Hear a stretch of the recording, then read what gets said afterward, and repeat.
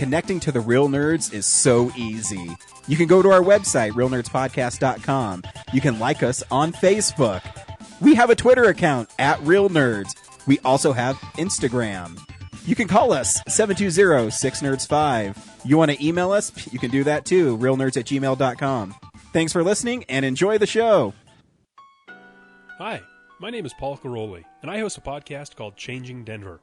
It's a monthly show about our city's physical spaces, how we make them, and how they make us. But it's so much more than that. It's the conversations, ideas, and stories that define Denver's perpetual state of flux. Find more from our team at changingdenver.com and join the conversation on Twitter @ChangingDenver. Denver's changing. We can help. Hi, this is Jonathan Tiersten from the Perfect House and Sleepaway Camp, and you are listening to the Real Nerds Podcast.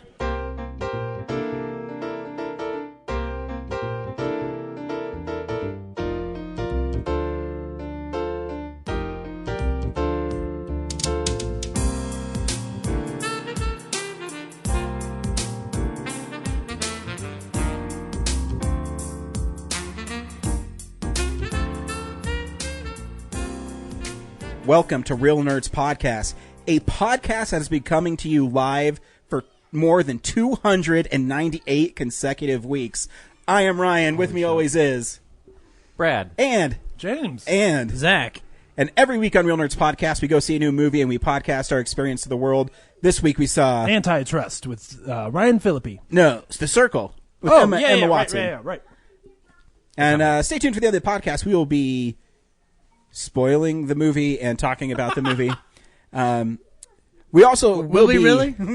We'll also be at Denver Comic-Con this year. We won't have a table, but we will be walking around trying to secure some interviews, which we will. I'm going to use my in with George's Jaunty. Like, George's, you got to tell people that we're cool and let us sit at their table while we interview them. Or we could just sit at the table next to George's Jaunty. Yeah, can we sit at the end of your table, George's, and just interview people? Yeah, just throw stuff at people. That'll be awesome. We can also be like your glorified bodyguards. Ooh. Can we just hang out with you? Yeah. Is that cool? I don't actually want to you do anything. You guys can leave now. You ever wanted an entourage? We also talk about movies we've been watching, movie news, movies that are coming out on Blu-ray and 4K. Yeah. Yeah, so more than 298 consecutive weeks. Wow. It's crazy. Which means our 300th episode, we'll be following our Guardians of the Galaxy episode, where we'll be revealing our 10 favorite films throughout the course of more than 6 years of podcasting. So I'm getting pretty close, but it sucks. Well, see, you know what? It's so hard. I was going to cheat. I was like, I'm just going to pick my number one film for my film Splosion for 6 years. I'm like, fuck. No. Nope. It doesn't work that way. No. I had my list done weeks ago, and then I ran into somebody who reminded me of a movie that we'd watched, and I was like, yep, that needs to be on there. So I'm back to the drawing board. So I tried to do it the normal way, where I just write it out on paper, but like it was really hard to get a good website that had everything on it. So I ended up just going to Letterboxd and taking everything I've seen for those years and putting them into a new list. It's 454 films long. Yeah. It's ridiculous. And then I did my normal thing where I was like, well, I'll try to cull it down to just the stuff that might make a top 10 list. It was 45 films. Yep. That all deserve to be in a top 10. I don't know what I'm going to do. I mean, the only thing would be worse if I had to make a DVD with the trailers on it. That's going to suck for somebody. Hey, wait a minute. It honestly hasn't been that hard for me. Like you can ask Zach. Oh, shut up. We all sit here complaining. But like again, like I kind of cull my stuff down pretty quickly. Can you hand him his lemonade? Yeah, absolutely. This one? Yeah. Say thank you, Zach. Oh. He just smiles. He just gives you that cute look. That's your reward. Yep. Handful of cute. We can't talk about it, but I learned something about my life that I'm going to be seeing a lot of children's smiles from the next couple of Yes, you are. So Very cool. Well, I'm going to see if you guys pay attention to the show last week. I don't. Obviously not, because we got fan mail. What? fan mail. Fan mail. This is from Corinne. I teased this last week. Hey, nerds, no doubt you guys have talked about this before, but what do you think is the best movie of all time? You know, for us newer listeners who may have not heard it, you talked about it before. I'm curious to hear what movie each of you pick, your reasoning behind it, and how you define it best of all time. I imagine you guys would ask me what my choice would be. Well, I can't think of one. There are definitely movies out there I would say are great movies, but not necessarily the greatest movie ever made. Yep, Space Gems. You have movies like The Princess Bride and The Lion King that appeal to people of all ages and backgrounds. You have things like Citizen Kane and 2001 Space Odyssey that are, parentheses, arguably ahead of their time from a technical standpoint and provides lots of opportunities for commentary. And then there's films like The Godfather and Star Wars that are pervasive in our culture. She writes so well, and then I'm like, oh, I can't read. Right. That you could probably give me a quote from each one of them, even name a few of the characters, even if you've never seen them. No. So I'm putting this question that I find personally unanswerable to you guys to see if you're in a similar predicament or if you have a clear winner So she in mind. can't even answer. Yeah. Thanks. Hey, we're Corinne. supposed to be professionals. Yeah, that's true. We're supposed to be able to do what other people can't. I'm sorry, I forgot. Which is why, I've put a lot of thought into this, and I think it's inherent vice. I'm just kidding. That was funny though. No, I know it's funny. Zach and I talked about it on the drive home last week, and it's a really impossibly difficult question. If it weren't for the fact that the answer is Raiders of the Lost Ark, because Raiders of the Lost Ark is the greatest movie ever made. Okay, you're going to have to explain it for Corinne. Okay, well, have you seen Raiders of the Lost Ark? I have. Oh yeah, well, it's the greatest movie ever made. No, I think it has to be that. It's really awesome. The action is cool. It's from the greatest director alive. It taught me what a villain should be, and it's tight. You know, like what? Yeah. What else is it gonna be? Because if you pick something that's like super dramatic and stupid, like, what am I gonna say? The Third Man? No. I'm gonna say you're close. You're very close. Wow. Brad, what do you it's believe Temple of Doom. is the greatest film of all No, time? it's Last Crusade. Duh. No, Best even script, though last. Yeah, exactly. There it is. Little Einsteins is the greatest movie ever made. Why Do am it I close? again to What is mess it? with Brad. What point was I gonna make? You were saying that I was close. But Yeah. So last week I said this can't be answered and shouldn't be answered. But if I had to pick one, I believe it is just Star Wars, because I don't think any other movie has transformed and seeped into the culture as much as Star Wars. Yeah, you win. Yeah, it's Star Wars. So Yeah, no, you're 100% it's right. revolutionized Star Wars. special effects. It's Yeah. a massive fan base that's touched people's lives set the standard and will for touch what. people's lives from here on out. Yeah. Uh-huh. Set the standard for what It's transformed film. release. Yeah. Yeah. And I mean, the reason why everybody is so sensitive about the new ones or sensitive about the prequels is because they so desperately want to recapture that. Yeah, no, you're right. It's Star Wars. You're right. Yep. That makes the most sense. I think it is an impossible question to answer. It really is. Because whenever you grow up, there is going to be a movie that defines what you believe is the greatest film of all time. Mm-hmm. I mean, Star Wars is in the 70s. I could say, It's a Wonderful Life, and you could say how that defined, even though it wasn't popular when it came out, did it define how movies and Christmas movies are celebrated? I think so. Yep. You could say something like Wizard of Oz from the 30s, and that defined musicals going forward. And fantasy Color. films for that matter. And color. So, yeah, I mean, Star Wars transcends pretty much all movies. But I mean, the truth is, I mean, it just goes to show how bad the question is.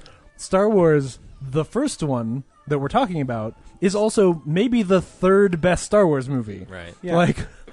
And that's what I mean. So, I mean, because you ask me what the greatest film of all time is, and it's so subjective because we enjoy films on so many different levels. Like when Zach was on the other podcast last week, or I guess in February. The Movies Made Me podcast. Yeah. Go check it out. For him, the greatest film of all time is going to be Jackie Brown. He's wrong, but that's what he believes. And people will say, the snobs will say Citizen Kane, which I think is really bloated and overrated. Yeah. Well, nowadays they say Vertigo over Citizen Kane, which is I think Vertigo is a way better film. But, to me, I thought really hard about this. Everyone expects my answer to be Army of Darkness, which it is.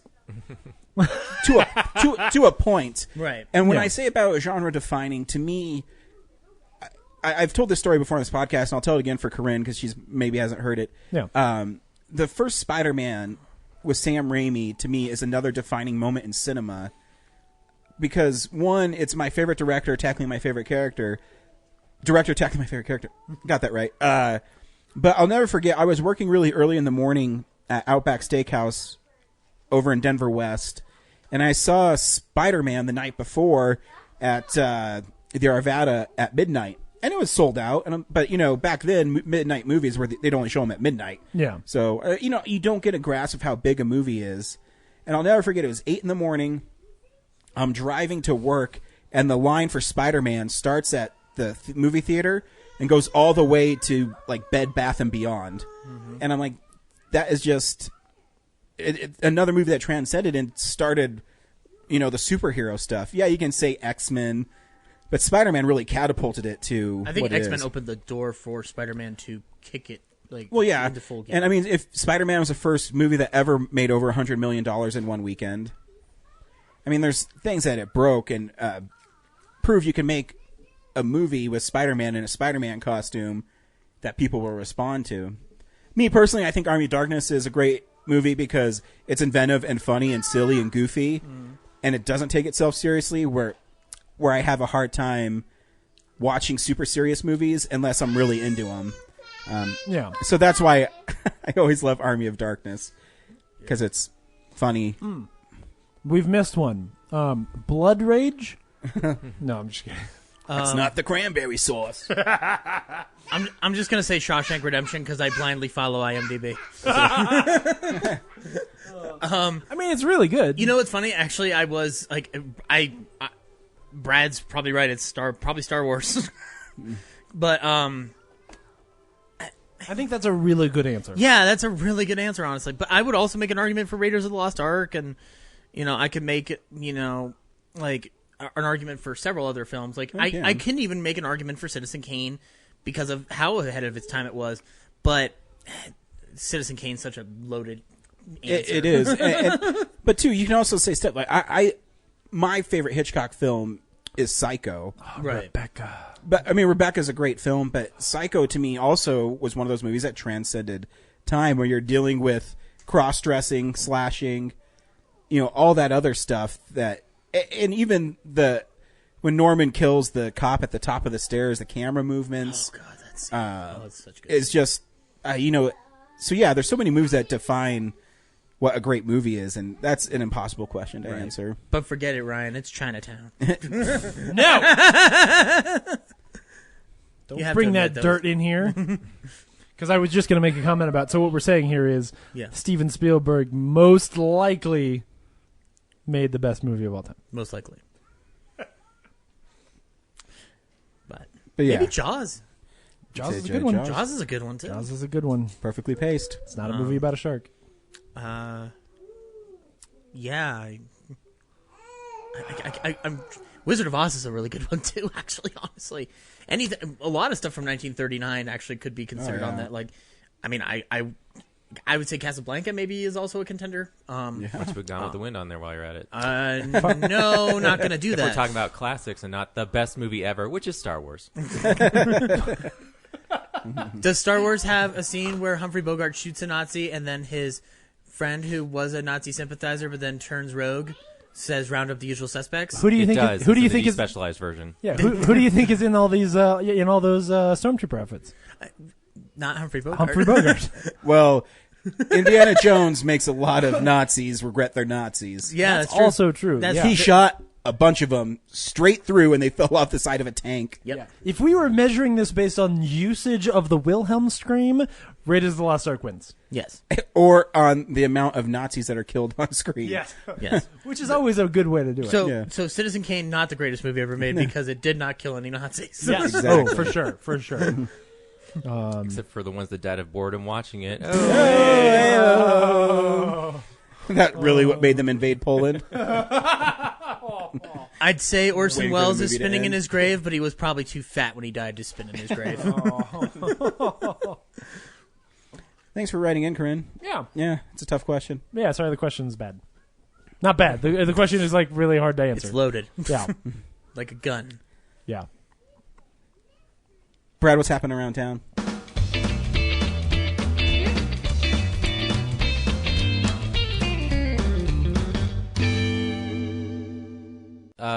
the drive-in is still holding over Power Rangers, Fate of the Furious, and Get Out until next That's week. a good set. until May 4th, because I think they're probably going to switch it to Guardians. I hope. So But they haven't gotten they didn't get Marvels any Marvels last year, so they didn't. Really? But they said until May 4th, and the only big thing coming out May 4th is...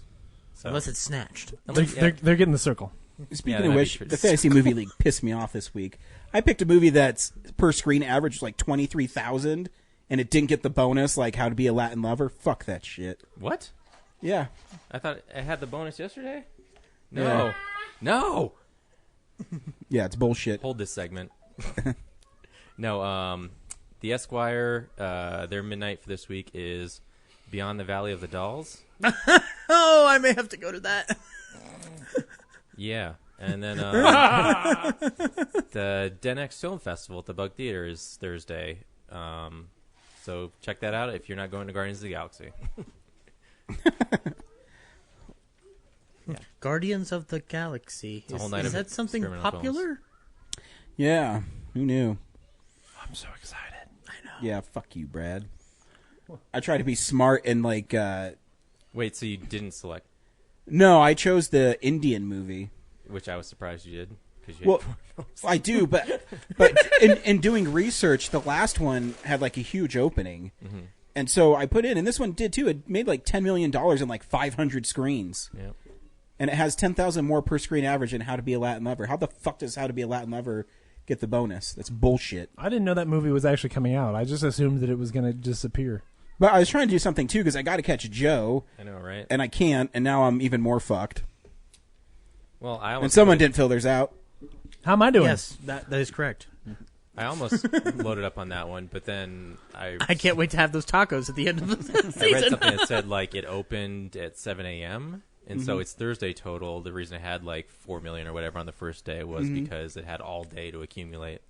Still So- $23,000. Zach, whatever you do, don't start playing, because if you start playing, I'll end up winning the tacos. If I start playing, Yeah. You'll end All up- you have to do is start playing, and you'll beat me. do I want tacos or do I want to not get shit? That's tough. I mean, you're gonna get shit no matter what you do. That's I think fair. that should be a factor. in your Yeah, so I decision. might as well get the free food while I'm at it. Yeah, I'll end up eating the tacos anyway. So did you guys listen to Art House Asshole last week? I'm surprised Henry emailed in. There's like sirens and police cars and fire trucks in yeah. the background. That's 2 weeks in a row he's called in with police. I seriously Sirens in thought they were the the last thing I would hear in the recording would be open the door. So Henry this week saw Win It All, and here's what Henry has to say about Win It All. I love art house movies. You can call me Mr. Asshole. What's up, nerds? It's Henry giving you an update on Art House Asshole. This week I watched Win It All, which is Joe Swanberg's new film.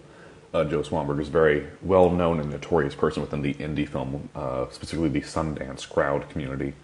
I personally am definitely not a fan of him. You can read more of my thoughts in the actual review. But this film I actually liked. It's much better than his standard stuff, and I liked it a lot more than I thought I was going to. And yeah, I think...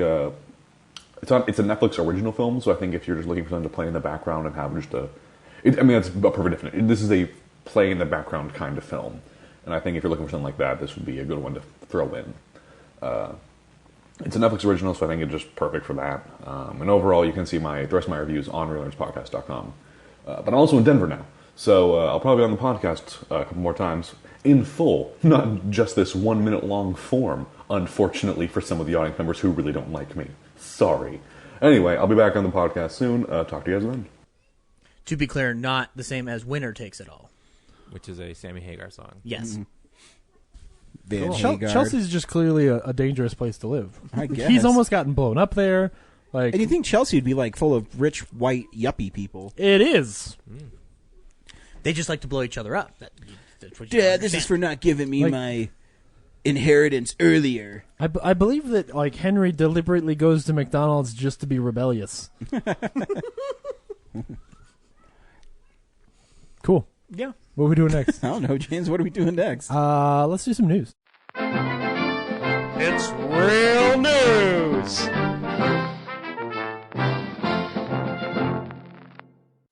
Fuck that. All right, fine. What do you want to do? Alternative facts. Believe me, this is going to be the biggest, best news you've ever heard. It's going to be huge. It's going to be a major conflict with the Joe of All Trades podcast. Trust me. Big news. So Jonathan Demme died this week. He was 73. Yeah. Probably the best director ever. Best director. He's the biggest director of the biggest movie of all time. Sad. It's sad. Sad. Yeah. No. Is anybody... Well, I like other Jonathan Demme movies. Actually, the first one of his I ever saw in the theater was his remake of Manchurian Candidate, which is... Oh, no, it's a good movie. Yeah. Denzel absolutely. Washington makes everything good. Yeah, exactly. I also did Rachel Getting Married, which is one of the first films for Anne Hathaway to kind of break beyond that and break. No, I think Brokeback Mountain she showed her boobs before. Yeah, I know. Yeah. Just But, being silly. Let's do a chronicle of Anne Hathaway's boobs. Let's see. Brokeback Mountain, Havoc, and then Rachel's Getting Married. Yeah. I think that's how it goes. Yeah, but and he also did a bunch of other different types of films. I mean, Philadelphia is one. Like he wouldn't have gotten Philadelphia made if Silence of the Lambs hadn't hit huge. Yeah. I mean, I was telling one of my friends the other day, like Silence of the Lambs is still like a comfort food movie for me. Like I can pop it on anytime and just get engrossed in it. So. It's interesting. Yeah, it's And he was an actor's director. Like he was really good with actors. Yeah. So he will definitely be missed. Yeah. But Didn't even 73, that's pretty good. Yeah. 73 is a good run. Good for him, man. That's like Ridley Scott age. Shut up. You know, if you notice I'm that... not ready. Have you seen the new Alien Covenant trailer? Yeah, the one with John Denver. Denver? Oh, shit, it's What good. is so I love that these movies now are kind of taking old songs and putting them into trailers. So good. I mean, like The Mummy did Paint It Black, Yeah. and this one, but it's kind of cool how Country Roads is put into that because it's Take me so home. opposite. Take me home. I'm so excited for that movie, as you can Take me tell. home, Xenomorph. Yeah, like 3/4 of the Wonders got back together this week, Zach. They did. Yeah, I know, and I want your guys' reaction to this wonderful reunion. I Partial reunion. wish Lenny had been there. Yeah, I know. But where was he? It was pretty good though. Where's Lenny was pretty good. Yeah. It was pretty cool. I would have loved like a whole. I mean, the video is like 15 seconds of them I singing. know it's a bummer. I didn't know they all actually play the instruments. Good for them, and it makes That me was cool. It makes me want to watch That Thing You Do because That Thing You Do is amazing. It In is. fact, when I was sitting down for the circle and I heard that dun dun dun dun, I was like, huh? I was so excited. Yeah, and then I remembered, That Thing You Do is the only Great Playtone movie. I don't like Larry Crown enough. Larry Crown's fine. Yeah. I said great, though. Oh, okay. I forgot words. And how great is the director's cut? Oh man, it's so good. Yeah. Just subtle. Just a couple little things. That's all you needed. You know, all you need is about 5 more minutes of story to make a great movie even greater. Yeah. Disney basically like took all their movie schedule and put everything in like a big bingo hopper and then just shook it really hard and a new list of movies came out. It's kind of interesting to look at. It's not crazy, but it was kind of cool. They're moving the Star Wars movies to the summer. So they're taking back, I think, Memorial Day weekend. Yep. Yeah. Cool for them. For episode 9. So yeah. Just Which actually moves it up like 4 months. yeah. Or no, more than that. 7 months. Yeah, 7 months. Yeah, Looks like they 'cause got So they're the probably other going way. to start to shooting do. it really soon. Yeah. You know, because they Which is a little bit scary because we also learned that Ryan Johnson didn't write a treatment for it. yeah. I don't know, which we don't. That probably means that Lawrence Kasdan didn't write a treatment for it, which means it's just in Colin Trevorov's hands, and I'm not okay with that. But hopefully it'll be okay. right. It's not just in his hands. I'm That's just saying. that's like saying any Marvel movies in anybody else's hands. It would be one thing if it was, hey, Ryan Johnson's got this. I'd be like, all right, we're good. But if they're rushing it and then they're also, not letting the people who got this thing off to hopefully a good start, and I'm obviously taking a lot on faith that Ryan Johnson's movie is going to be really good. But I would love it. I would rather find out that like, oh yeah, Lawrence Kasdan wrote like a brief on all 3 films of like, hey, this is what we're thinking. I'm sure they have some sort of plan. Oh yeah, no, I know. I'm sure there is some sort of like, oh, here's the outline. Yeah. It's Now locked fill in it in. J.J. Abrams' house, so we Right. all know where we need to go. Kathleen Kennedy, sir. Kathleen Kennedy says. Hey, everybody, just hold. She's got this. She's a smart lady. I think. Well, I you'll be mean, all right. were you telling me that you haven't seen Safety Not Guaranteed? No, I own it. Oh, okay. That's great. Okay. I thought for some reason I you told love me you had Safety seen Not it. Guaranteed. And I think his trailer for Book of Henry looks great. Yeah. No, I know. I just saw Jurassic World, and And Jurassic World is fun. that movie's kind of dog shit. It's not. That movie is the worst Jurassic Park film. It's not. Is it? I would rather watch the movie where the dinosaur eats the ringing telephone. Okay. You're entitled to your opinion, Peter. That's why you're an American. I got your back, James. Yeah, that's right. The haters. For more details, see an article that Brad wrote. Brad and I are going to sit over here on the couch and hate things together. Yeah. Uh, Movies. Welcome to Hate Watch. We started But our it's just own an podcast H called Hate and the Watch. number 8. yeah. Oh, Because you guys can be like all the other This week's freaking episode- douchebags on the internet. this Yeah. week's episode of The Hateful Eight is shit. Well, you're wrong. Um, Fuck you. Spoilers for Split coming up. So if you didn't see Split, I saw Split. M. Night Shyamalan is making that sequel to Split that we all knew was coming, and it's called Glass.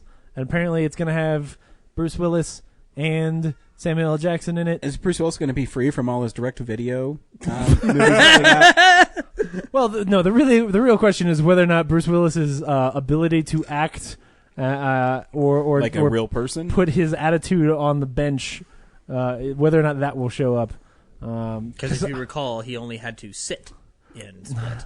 He didn't have to actually talk. That's true.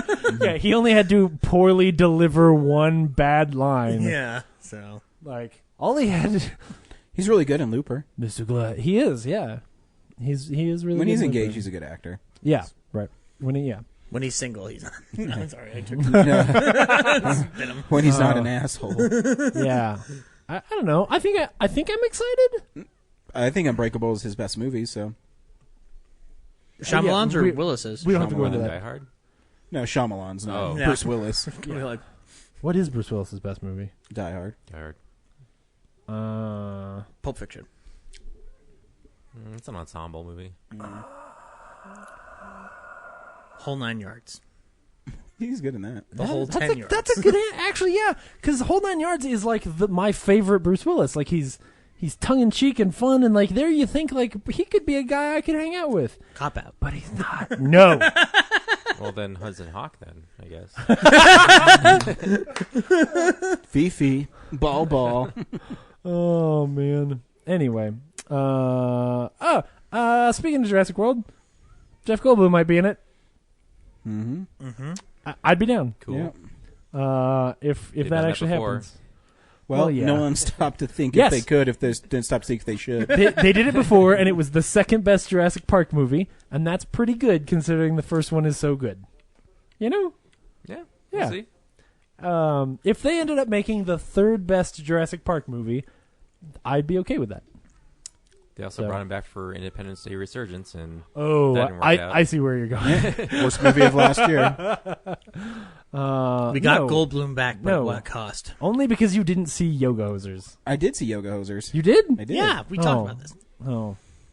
He- How do you think Yoga Hosers is better than Independence Day Readmittance? Because I think it's more fun. Yeah, I'd actually agree with that.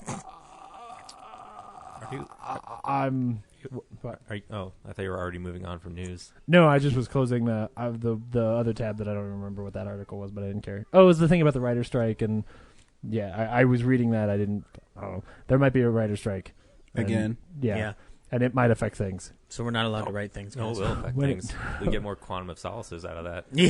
Yeah, wait. Because I wanted a Quantum of Solace 2 Electric Boogaloo. Actually, what you're saying is very apt, considering how much they're like struggling to get the Bond movies going again. Yep. Shoot. Yeah, so in a very kind of poor interview this week, Kathleen Kennedy, speak of the devil, or the angel. I like Kathleen Kennedy a lot. No, I think she's an She's great. incredibly smart woman. Yes. The phrase "speak of the devil." Anyway, you know what I said.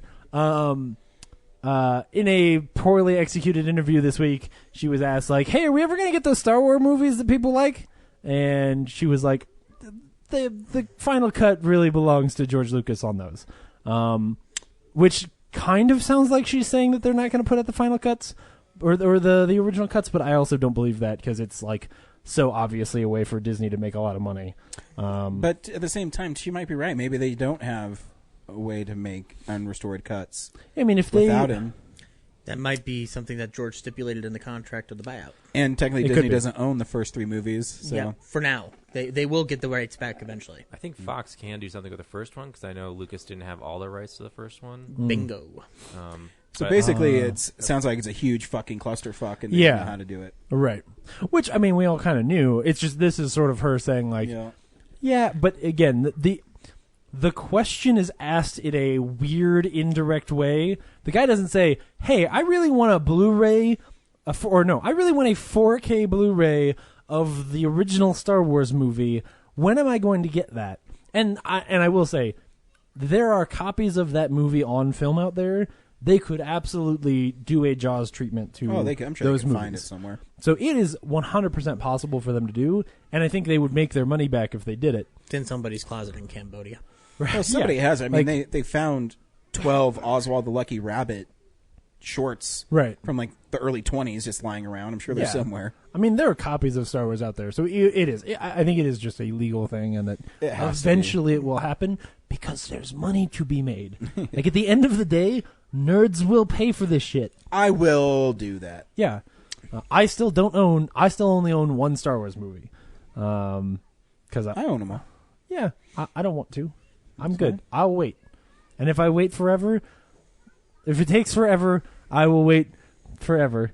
Cut to your deathbed. Much like the goody, I finally got it. Much like the sad dying dog from that Futurama episode, because that's the song that plays while he. It's just you in front of Second Spin. We'll meet again. Don't know I will wait for you. Anyway. And Ryan's getting up because we're starting a duet. I'm out. No, my kid's being like really quiet. Oh yeah, he's dead. Yeah, he drank the poison. He's gonna walk in the other room. There's just shit literally smeared everywhere, and the dog is eating it. Suspicious. Like, quiet. oh man, what's going on? There's Where an is he? upside. There's a. Do we know where the kid is? Looks like he ran away. Especially because there's so many boxes. Like he could be anywhere. Dear Dad, I went away. Yeah, right. No, there's moments in your life that you become proud, and my little boy is in his room playing with his cars and using a bucket as a cave. Oh hell yeah! That he's parking. My dog that was a pain in the ass, remember, like a month ago, is sleeping in his crate. Aww. See? He's getting there. Eventually. He's getting there. They always learn. Eventually things work out. Yep. Any other news that I missed? Anything people want to bring talk about Fincher directing World War Z 2? It's not confirmed yet. Yeah, I thought it was really interesting. Part of it is like so much of what's around that is such a mess that they kind of need to sign him to a contract so that they can get that movie made. Just because it sounds like there's not really a script and the production stuff is all messed up, and like if he takes it over, I mean it's Fincher. He will line all that shit up and be like, we're going to get this right. Fascinating because Paramount, who's in charge of that and Friday the 13th, pulled the plug on both of them. And so I've finally finished. What do you mean on both of them? Friday the 13th and World War Z 2 I see what you're at the saying. same time. Yeah. I read a book, and if you're interested, you might not be interested in Freddy versus Jason, but there's a book called Slash of the Titans. This guy went through and read all the rejected scripts, interviewed executives from New Line, Paramount, and after you... I think some of the writers of the original drafts. Almost all the writers, and he has this really great interview with Jeffrey Katz. If you don't know who he is, he drove from Michigan to Los Angeles to intern on Freddy vs. Jason in like 99. Mm-hmm. And he fought so hard for it that when they finally were like getting around to making it, they put him in charge of the film. Yep. And he said, you guys, you have too many people trying to figure this thing out. You need to have Freddy and Jason fight. One in the dream world, one in reality. Right around it. That's all you have to do. Right. And he had the most revealing interview in that whole book, because I think my only criticism, and I'll be posting a review of this actually today, my only criticism of the book is the writer's like, oh, your script was really different. No, fucking drill these people.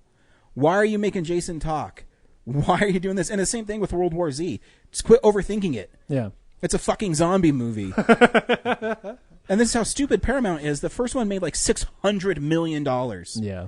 You don't have to spend $200 million on this one like they did on the first one. Right. Constantly reshooting it and constantly redoing it, which I think the last part was really good.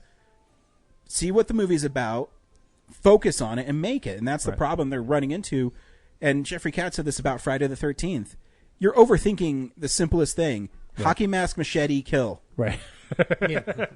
Yeah. And you got people that are like, well, I wouldn't. And it's interesting when you hear them talk about, because they were trying to blend their backstory so much, where Freddy molested Jason, or there was a... what the fuck? And that's why he...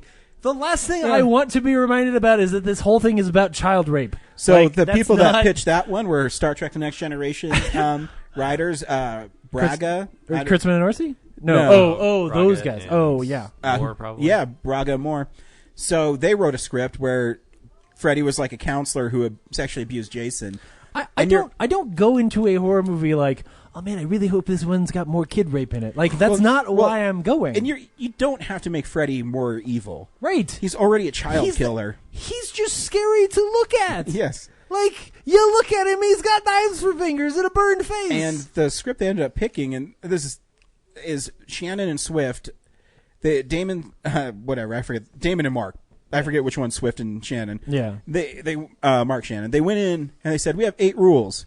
Don't mess with their backstories. Do this. And all they were doing is like, kill children. Or kill teenagers. Have sex. Show boobs. Yeah, and that's all they did. And they're like, oh, wow, this movie works. Because you can't overthink it. When you overthink it, that's when you run into problems. Yeah. And the same thing with World War Z. And that's why they need to bring in someone like Fincher. Right. Minus the fact that he's a perfectionist when he shoots. Right. But he still gets shit done. Right. No, that's my point, right? Yeah. Like, if you have a movie that is all over the place and doesn't hardly have a script and everything is all falling apart and you already made one before, and, obviously, like, you could go back and say, like, well, he did, as a sequel, he did Alien 3 and that didn't work. But he wishes he could take his name off that movie because they fucked with it so much. Like, he is exactly the kind of person that you need to come in I think so. and clean your shit up. You know who needs him? DC needs David Fincher. They do. Like, bring him in and be like, you're going to direct a Batman. You're going to direct Justice League. And just fix all this shit. And we will just listen to you. That would be awesome. Yeah, I think, too. I think they overthink things. I understand there's lots of money riding on it.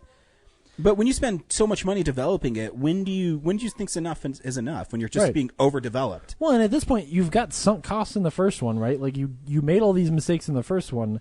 Like, if you just get your shit together and make a sequel, theoretically, you should be able to recoup, you made money on the first one, but still, you should hopefully be able to actually save the franchise. Because you at least got something going. Yeah, and if you read the article, it sounds like Brad Pitt reached out and was like, dude, come on, please. Please help me. I'm tied to this thing and I don't want to do it. Yeah, so. Yeah, there's so much. Paramount seems to have problems with it. Hopefully he doesn't. And right now, the state of horror is I forget who I read an interview with. Maybe it was Robert Englund. He's really articulate too. He said that the problem is now they're like, oh, here's 2 rooms, here's $3 million, make a horror film. People don't want to spend that extra money on an epic like World War Z, because they don't think it will sell. But obviously it does, because it makes $600 million. As long as if you're putting that much money in, you just have to not have nudity or a lot of like swearing, so that way you can have a PG-13. Yeah, and I think the first World War Z is actually really good, but I mean it's got it's a little bit disjointed, but when you know the story, you're like, oh, that's fine. Like it ends up being a really cool movie. Yeah, they can do it. There's probably too much CG, and Brad Pitt's really handsome. Yeah. Mm-hmm. Yeah, I think you don't remember when that scene when he's on the tarmac at night when it's raining and he's running through. Oh, it's so cool. No CG there, just zombies. Right. Exactly. Yeah. And the CG was fine at the time. My only problem is sometimes you look at a movie like that and in 5 years it's going to end up looking like this real Einstein's or Little Einstein's video. No, where I agree. Like there's parts in that movie where I think the idea of the zombies crawling over each other to get into is really cool. Yeah, but it looks goofy. It does. Yeah, Anyways, yeah, cool. Blu-rays? Sure. All right. DVD releases and Blu-rays. What about Laserdiscs? I wish they saw the artwork from Laserdisc. Those were nice. Yeah. The highly contested or controversial A Dog's Purpose was out on DVD this week. Did that end up making $100 million, I think? Oh, did it really? Yeah, it made it made its money. Dude, it was set to fucking make bank. Because the trailers were manipulative as shit, and there were dogs. Like, you knew that movie could, that was going to have legs. Yeah, that was going to have legs, and then all of a sudden they were Dennis like, Quaid. yeah, that video really fucking, man. Anyway, that's what we need, Brad. We need to get dogs and Dennis Quaid and somehow write a script around it. Yeah, just don't almost drown the dogs. Oddly enough, my idea was called Dog Drowning. The Red Turtle, which is the animated movie we talked about last week. I'm actually pretty excited to check that out. It's like an all-silent movie, isn't it? Yeah, I don't think there's any dialogue at all. Cool. I Am Not Your Negro, the You're Not? giant James Baldwin movie. Yeah. Well, It's- James it's definitely a- has the most. I don't know what I was going to say. I was going to say something like clever, but I couldn't think of anything to say. Like, I was going to say, I want that on a t-shirt. I was going to say something clever. It's actually a really good film. I highly recommend you check it out. Yeah, it sounds like it. Yeah. I should check that out. I saw it in the theater. Confused. You always are, but go on. So Rings is out this week on Blu-ray. I thought that movie didn't come out. No, it came out. Rings? It did. It came out already? But remember, you guys decided instead to see Split? Where was I? For what? You were there. You decided talking to see about Split. Rings? Oh, playing songs on my guitar. Okay. Yeah. Anyway, yeah, Rings. I don't Yeah, the remember other that movie they coming blame out. for Friday the 13th not being made now. Man, all right. Well, anyway, Gold, the Matthew McConaughey movie where he doesn't have any hair. All right. I'm going to buy that gold. Bryce Dallas Howard's in that movie. Yeah, I want to check that out. Even though I heard it wasn't great, but Spider-Man 3 is Gwen Stacy. the trailer looks kind of cool. And then we got a Jurassic Worlds. That girl. We got a whole lot of like re-releases this week. So 310 to Yuma is getting a 4K release, which is cool. That's badass. I bet that movie would look cool. Expendables 1 and Expendables 2 are both getting 4K releases. Saturday Night Fever, the director's cut, is out on Lionsgate's Blu-ray like, this fuck it, week. we're putting every movie out on 4K. I don't think that this is just a Blu-ray edition. I don't think there's a 4K of it. But if you really like Saturday Night Saturday Night Fever, Which, why wouldn't you? yeah. Val Kilmer's Mess with the hair, ma. Real Genius is getting a Choice Collection Blu-ray. Oh, that's release? their on-demand stuff. Oh, okay. Real Genius is real shitty. Brewster's Million. Way to go, Gene Shalit. Brewster's Million is out this week on Blu-ray. Real Genius is a real stupid movie. That's my Gene Shalit. I just like this cover. Space Hunter Adventures in the Forbidden Zone is out this week on Blu-ray. Some movie with Molly Ringwald in it. Does anybody even under 35 know who Gene Shalit is, besides Zach, because he likes No. movies? No. That's why I love him. How long ago did he die? You know, He's still alive. Yeah, you think he's still Is he? alive? Yeah. You remember Coulda that fooled family? me. You remember that Family Guy gag where they get I'm Gene superpowers? Shalit now. Yeah, Bray. Beyond the Gates looks cool. Yeah, there's a... thanks, Brad. I was waiting. I was just like, That's a Scream Factory. I don't have anything to contribute to the Gene Shalit Is it conversation. Scream Factory or IFC? It's Midnight? IFC. It's IFC Midnight. Yeah, Scream Factory puts those out, though. No. Oh, okay. Let me see. I'll look at the spine. Just oh, yeah, Hashtag you're right. it's all connected. Starring Reanimators Barbara Crampton. The tagline is "Press play and pray." Or you might know Barbara Crampton from You're Next. Is this this is just a movie where scary ladies on the TV? I don't know. They get attacked by giant VHS tapes and dice. They're like D&D gamers, and then there's some tabletop game that comes to life. Okay. All right. Sounds good. It's blue pink 80s as shit, and I'm gonna watch it. Experiment Hey, in Terror. You can ask Zach to help you, buddy. What do you want? Can you hand him his taco? You want this one that's open? Yeah.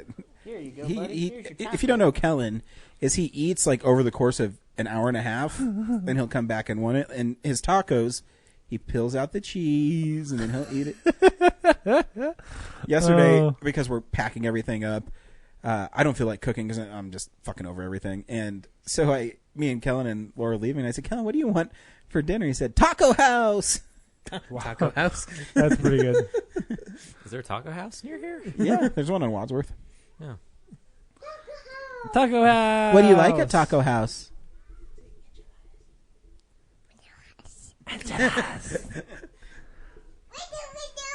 Stop being cute. I know, it keeps on asking me to go see Kong. He's saying redo it, James. All right. So what was that indicator imprint? Oh! Sorry, I With read color it. bars. It's called Experiment in Terror. I don't know. It's some old movie with some guy named Glenn Ford. Right, but there's a whole bunch of movies coming out with this color bar thing on it. I don't know. The other ones, there were like some old Sidney Poitier movies getting re-released there. This one I just thought the cover was 50th cool. anniversary. Yeah, exactly. And that's that same like indicator release. And it looks like an old like Betamax case or something like that. Yeah. They're really awesome. Notification from Amazon today saying they couldn't deliver my package because of a holiday. What the fuck holiday is today? Who holiday? And why would I get a package on Sunday from the United States Postal Service anyways? Yeah. Suspicious. Yeah. And then I looked it up. It's like undeliverable like at 3 a.m., 4 a.m. My guess is their carrier who's delivering it to the post office wasn't able to drop it off because the post office is closed. I don't know what the fuck's going on. They should know the post office closes. How am I supposed to get... What Blu-ray is that? Some Emily Blunt one. Oh. Blood Rage? No, I have Blood Rage. I'm good on that. It's some Emily Blunt movie. It's coming I forget soon. which one. Interesting. Oh, The Young Victoria. Oh, okay, cool. Yeah. Okay, and then the very last thing for this week, and easily winner for best cover, from the director of Chained Heat.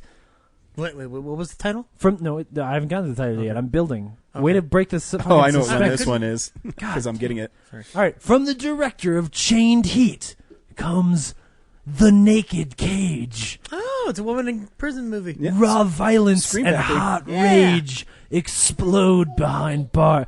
I'm going to read that again.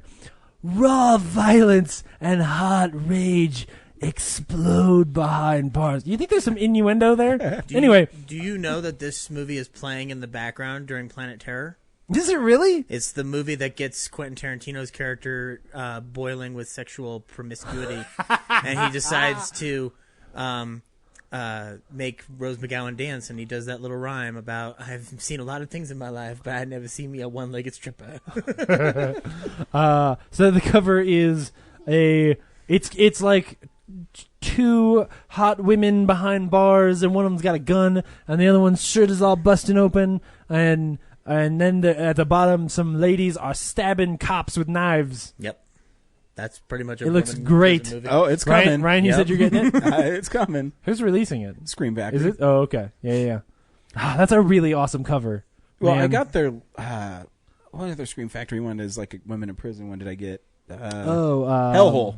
Hellhole. Yes, right. Yeah, it's pretty great. And it's all painted, so it's awesome. Hellhole's like- the one with Anthony Perkins, right? No, that's Edge of Sanity and Destroyer. Destroyer is what I'm thinking of. Destroyer. Oh, is Destroyer the one with like the giant like robot man on the front? Well, he has like a skeleton face. Yes. And he's not really in it, and it's kind of sad. Yes. Yeah. It's all right, though. Yeah, I remember It's that. 80s cheese. I'll take it. Cool. Anyway, that's Blu-ray releases this week. And we watch movies throughout the week, too, James. We do? In a segment I call Motion Pictures That We Watch. So, this is the stuff we've been watching. That's I've never called it that. My I was going to be goodness. like, what? What? James, what'd you watch this week? Not a whole lot. I was out of town for work this week, so I watched some Catfish, not the movie, but the TV show on the MTV. MTV I watched, still around? Yeah, I watched actual television this week because I was in a hotel room. What are you, an old man? I know, it was weird, and there was nothing on because it's television in 2017, and and so I found myself on the MTV channel because it was either that or The Sunday morning show. what's that show where people who are on drugs sit down and have sad conversations? Intervention? Intervention, yeah. Intervention, apparently still on television. But I was like, no, that's too sad. So I watched some Catfish on TV. That show is stupid, but pretty interesting because you're like, holy shit, people are just like So pretending did to you be other like people all record the these, time. or you sat and watched them? No, I watched them Because on MTV TV. has like There were- 10-minute commercial breaks. Oh and it's yeah, so obnoxious. no, the show itself was only 15 minutes, and then the rest of it was like just commercials. Like there were so many commercial breaks, and they'd be like, we just did a reverse search on these photos and found that this person is actually an Italian model. I wonder what's going to happen next. Commercial for 15 minutes. And then they Because come my back and they be like, wife- sure enough, they're a fake person. You've been catfished. Would watch not another Teen Mom. Yes. And I would get up and leave because I can't stand those fucking shows. That's still a show. They were doing What? commercials for it where they were like, where it was like, Jamie, are you pregnant again? And Jamie's like, what? Like, that was literally the commercials. That sounds like a primer for a CBS sitcom. Are you pregnant again? That's exactly what happened. And they'd like go wide-eyed and a little exclamation mark would pop up over the girl's head. And they'd be like, what? Emoticons? Really? Yeah. Oh, God. Oh, yeah, I forgot it's MTV. Yeah. Kept watching Fargo. Fargo this week was amazing. No surprise there. It's really great. You should be watching Fargo. And then I started finally catching up. I fell off of This Is Us back at the hiatus right around the beginning of the year. Mm-hmm. And so I finally started catching up on that again and was just reminded how much that show is Corny. awesome. My folks it's love it. great. Oh, man. I know it's like the most popular new show. It That's is why I'm so not watching good. it. Yeah. To be a rebel. Every Like, what's the least watched show? I'm watching that one. NBC's Powerless. So you're watching Ryan, Static? I have some bad news. I skipped it. What? You will have to watch that show only on Sony's direct-to-console PlayStation store next year. Because no, I'm just kidding. Because they just straight canceled it. No one's picking it up. I think that's mostly it. I watched Tropic Thunder again because I needed to clean my apartment and I needed to laugh. Telling you gotta listen to the commentary on it. Because after it is classic. Yeah, I've had this conversation a lot lately with people about whether or not The Mummy's going to be good. Because anytime I'm at the Alamo and somebody sees the poster, they're like, "Have you seen the trailer for this? Because I don't know yet." And that's the way they say it every time. Why do you talk to 3-year-old girls? and I'm always like, the last time I had the conversation, I was like, "Name the last bad Tom Cruise movie." Like, not just My okay. favorite argument. Yeah, like, okay, Jack Reacher 2, okay. Not great, okay. But that's what I mean. But Jack Tell Reacher me 2, bad. Jack Reacher 2 is his worst movie in like 12 or 15 years at least. Wasn't there like, that Oblivion thing? I wasn't a big Oblivion's awesome. awesome. I wasn't a big fan of it, but You're wrong. But at the same time, is it a bad movie? Right. No. Exactly. Yeah. That's my argument. It's not a bad Jack movie. Reacher 2 is his worst movie, and it's fine. Mm-hmm. It's just fine, like a B-level John Grisham film. You know, Yeah. Like- I can see that. Like Yeah. the Pelican Brief. like the like A Painted House, the direct-to-TV one. But no, that's my argument always is there's no really such thing as a bad Tom Cruise movie. So we were Okay movies. yeah. But not bad. But that's how. The first time you saw Tropic Thunder, did it take you a minute to realize it was him, or did you know right away? It took me a second. It took me halfway through the movie before I was like, "Holy shit, that's Tom Cruise." Oh, it wasn't that. I mean, it was like halfway through that first scene because at first, like, you see him and you're like, wait, like it's one of those things like when you see somebody you work with, like out of the office, and you're like, I know you, but you're in the wrong place. You know, Shouldn't you be at work? yeah. Like, shouldn't you be in Lions for Lambs? Which, by the way, is the one. But You haven't seen it, so you can't judge it. true. I know. You're right. The performances are really good. I bet it's fine. Yeah. I bet that movie's garbage, though. It is But- not garbage. But also not really Tom Cruise. Not really a It's Tom not really a Tom Cruise Cruise movie. movie. Yeah. I've seen Creature. It's not oh, you know what it garbage. was? No, it's actually like Rock of Ages is not great, but he's awesome in it. Oh yeah. Like I that. agree. That was the other one. So we were looking through the list, and that's how Tropic Thunder agree. came up. Was we were looking through the list, and Tropic Thunder was on there. I was like, oh man, I totally forgot he was in that. Like, I need to go watch it again. And he's amazing. Holy What do you shit! mean, you people?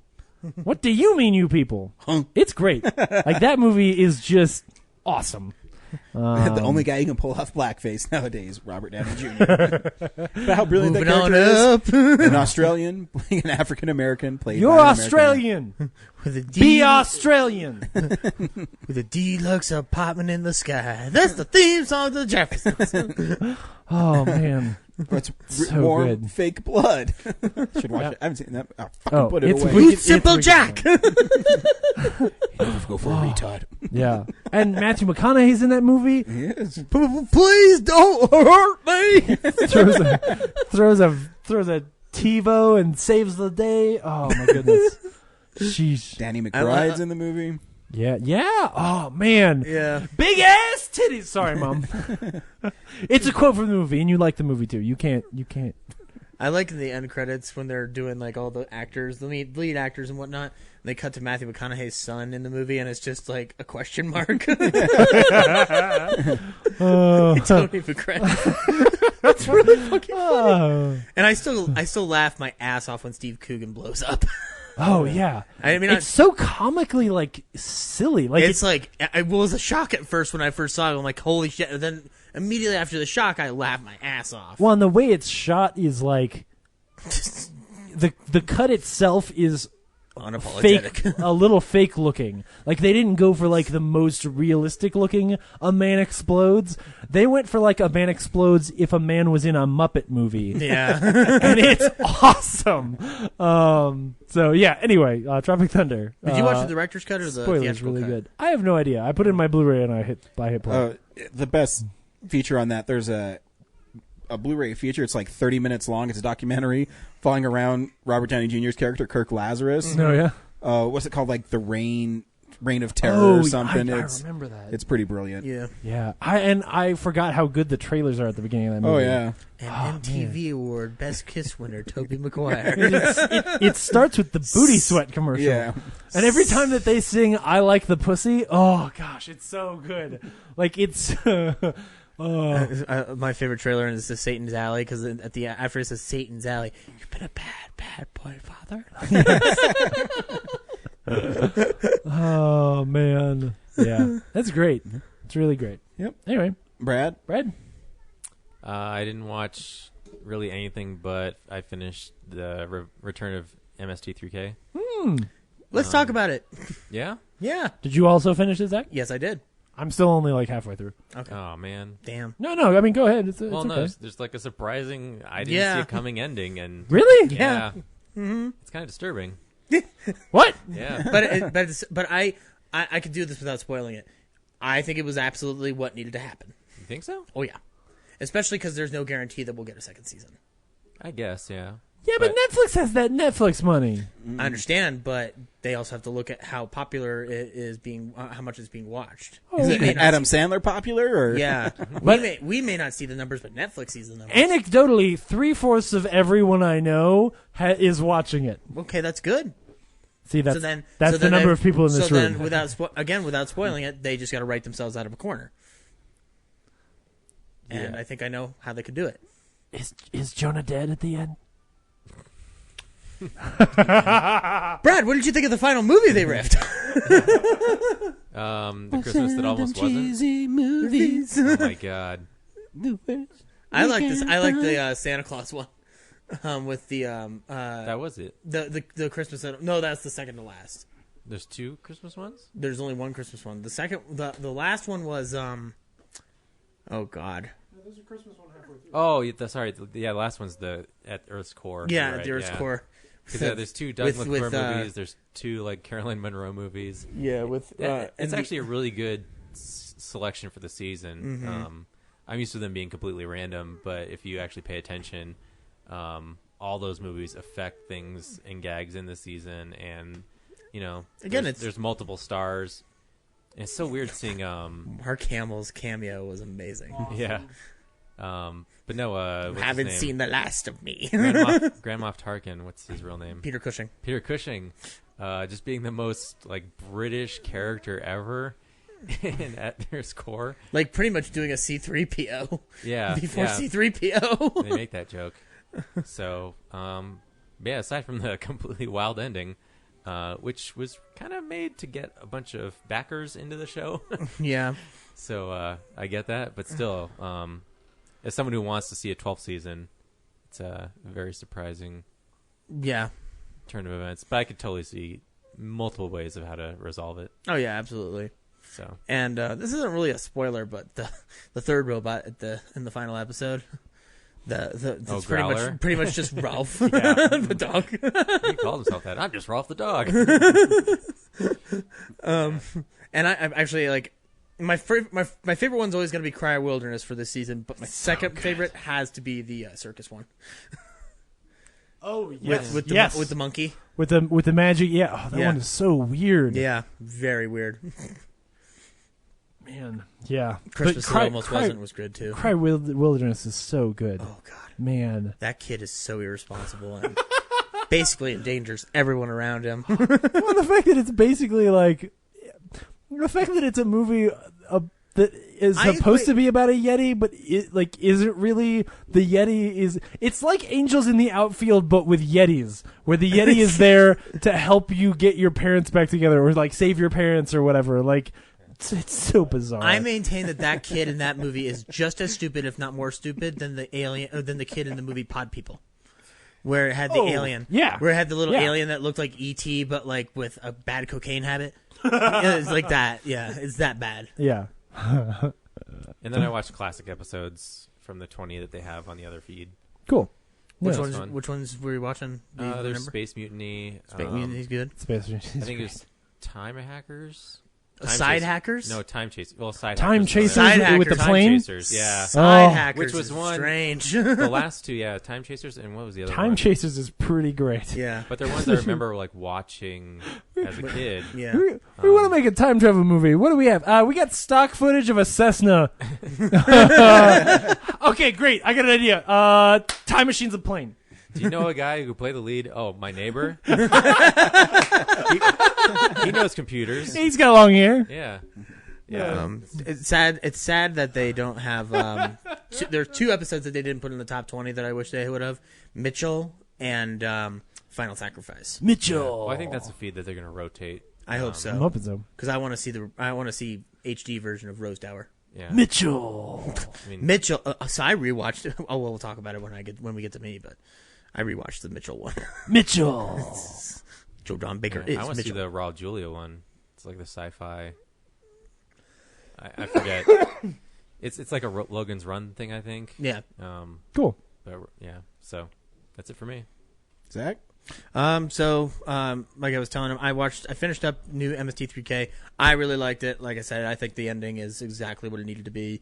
I liked, if I really had to review the whole thing, I thought Jonah is a great host for the series, and Baron Vaughn and Hampton Yount are really good as Crow and Tom. Yeah. I almost didn't notice that the voices are different. Yeah, it's really impeccable. Actually, there was a joke in one of the classic episodes where I think Crow's... Oh, yeah. Mike Nelson like gets infected with Crow's nanobots, and so he starts turning into Crow. And then Crow's relating like, oh, there's nothing to worry about, except maybe your voice might change every 7 years or so. Nothing to worry about. And then I watched classic ones. I watched Mitchell again, and oh god, Joe Don Baker is Mitchell. He is Mitchell, but he's also just like. Do you ever remember that scene where he gets into an argument with a kid outside of his car? Oh yeah. Yeah, that was just bizarre to rewatch. So the other things that I watched, so I was talking about a couple weeks ago this American Playboy series on Amazon. Mm-hmm. So I finished it finally. It was 13 episodes at 40 minutes apiece, and it's so I didn't really describe it that well, and I want to rectify that. So it's technically a docuseries, but it also does reenactments. But these reenactments are actually really good, and I generally hate those about like History Channel shows where they do reenactments with actors. Does it look better or worse than Michael Mann's Public Enemies? It looks better. Okay. But because the guy that got to play Hugh Hefner, cold, Matt man. Whelan, Cold. I guess he's it was great. He took it in stride. He's It actually was really awesome. good. But they covered it all the way up to his current marriage, and, which was interesting. Talked about things that I didn't know about Playboy's history, such as the his assistant who apparently was trumped up on drug charges and then killed herself. So well, that's lovely. yeah. So it's a sad story. It almost made me cry. And then James loaned me something that he had promised you a while back called From Earth to the Moon. And I watched the first episode, and it's really, really good. I do like myself some NASA stories, and this one's really good. I'm glad the way you described it to me, that it's not like consistent characters, like it's a different story each time. Yeah, I mean, there's like the guy who plays Deke Slayton is the same guy in every episode, but right, but there's not like a through line. Yeah, per like se. yeah, Deke is in episode 1 and 2, and then he's in the rest, but not as big, Yeah. So the first episode was good. I'm gonna continue watching it for the rest of the week, and then hold on to your butts, man. Episode 2. Woof. So I've been told by this guy in front of me who really, really loves NASA. Yeah, space, Final Frontier. Yep. Yeah, and so that's all I watched this week. Cool. Yeah, I just watched a few things too. I rewatched Friday the 13th Part 6 is my favorite Friday the 13th, and just watching it again. Is this the one where Jason lives? It is where Jason lives. Is that the one where he's on a boat? No. Okay. It is more competently made than most of them. Mm-hmm. You know, I listen to, I've never listened to this commentary. They have a commentary with the director, Tom McLaughlin, and the editor on the Blu-ray set. It's the new one. Commentary. And I'm listening to it, and I'm like, yeah, he actually thought shots out really well. The camera tracks really well. The shot I always point to is really cool, and that is one of the counselors is tucking in the little girl at night, and she says, you know, if you say your prayers, the bad things will go away. And she pops up, and Jason is behind her, but like outside in a window. And as she's walking, checking on the kids, Jason is stalking behind her. And it just looks really good. Like, it's really well shot. And he makes Jason pretty scary in it, which, you know, you see him so much now that it's whatever. I think it's the slickest looking Friday the 13th movie. Oh, next to maybe the...